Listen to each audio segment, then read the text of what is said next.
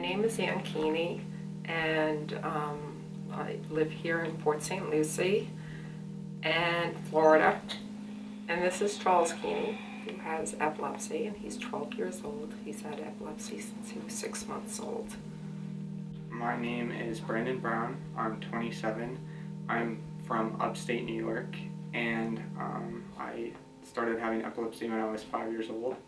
So I've had it for quite a long time, but it's been an in and out of my life kind of situation. They go dormant, they come back, they go dormant, they come back. So I never really know when the next one's going to be. My name is Matt Baxter. I'm 40 years old, and I've had epilepsy since I was 32.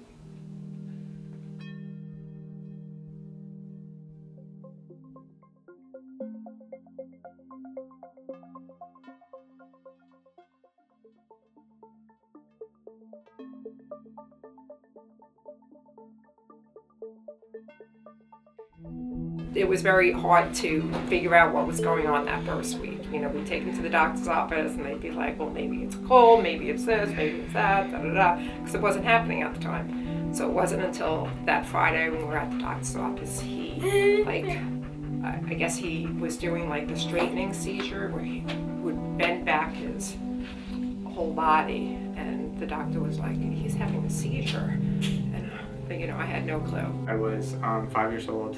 I was in kindergarten, actually, and I got sick at school.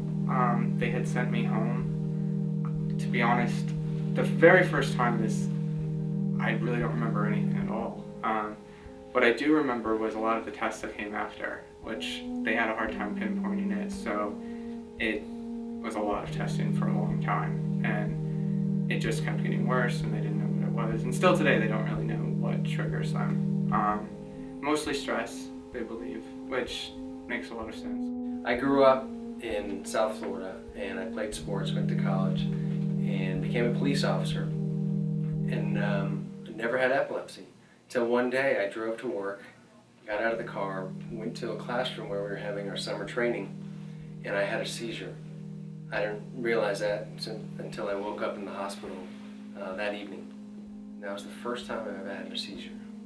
When he first came out of the ICU unit, and they wanted him in a regular room overnight, and I was sleeping with him in the room, it was terrifying, because I'm like, wait, even though we were in a hospital surrounded by everybody, it was just so scary. I'm like, you're leaving me alone. What do I do? You know, it was just very overwhelming.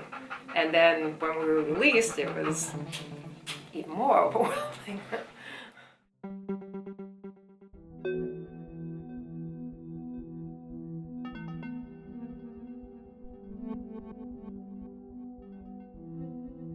The scariest part, actually, is thinking you have control and you don't, and not knowing that you don't have the control that you think you do. And that's the scary part, I would say, definitely.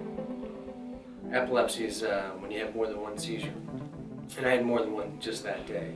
So the doctors there said that I have epilepsy, which is kind of, the word is a terrible word, it's scary, but it's just what I have.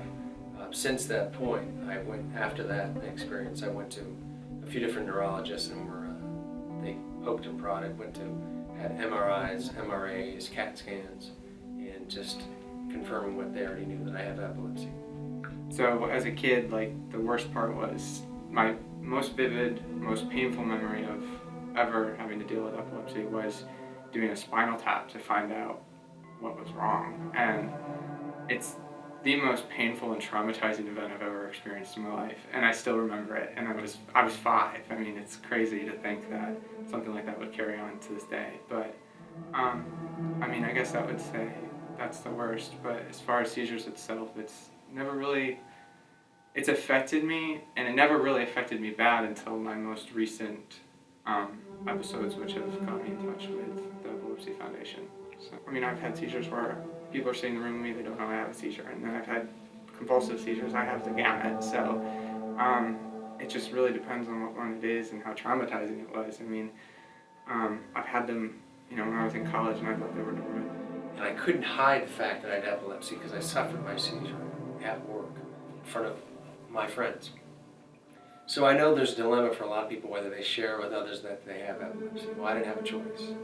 But reality is I would tell everybody I'd practically wear a sign, because I think more people need to know about it. And I'd much rather you know that I have seizures in advance so you're not alarmed and you know how to help me if I do have one. And I've had some at college parties where I end up in the hospital, no one knows that I have them, and doctors have asked me have asked my friends if I was mentally retarded because coming out I can't,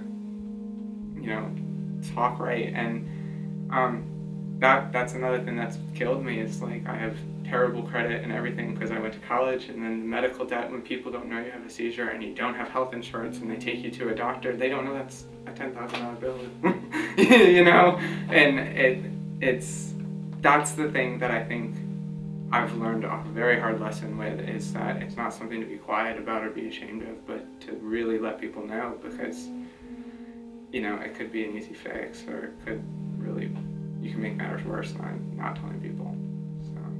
So when I found out about the Epilepsy Foundation, I met Georgette Brown, and she really got me steered in the right direction. And since then, I've done some things as a board member with the Epilepsy Foundation of Florida.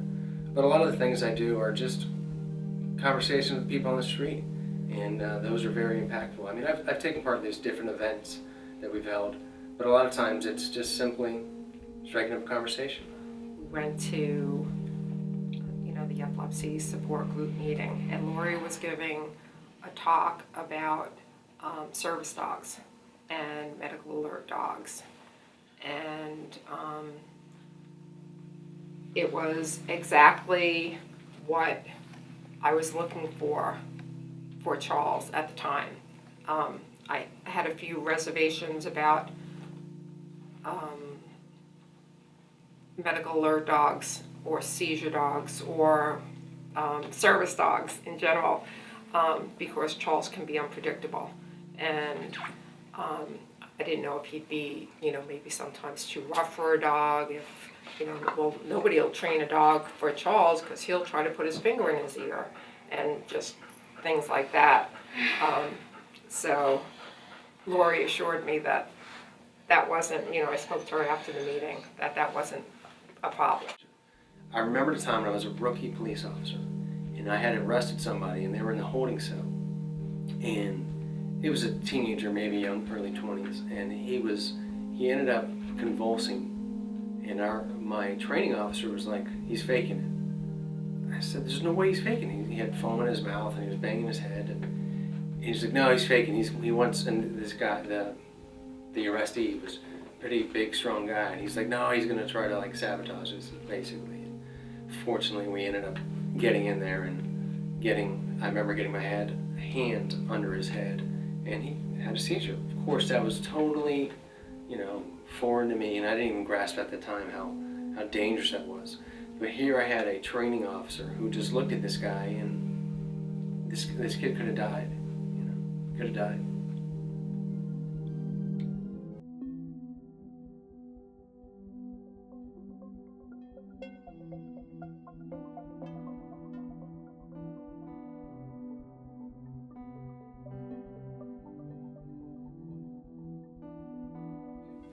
My name is Matt Baxter, and I'm 1 in 26.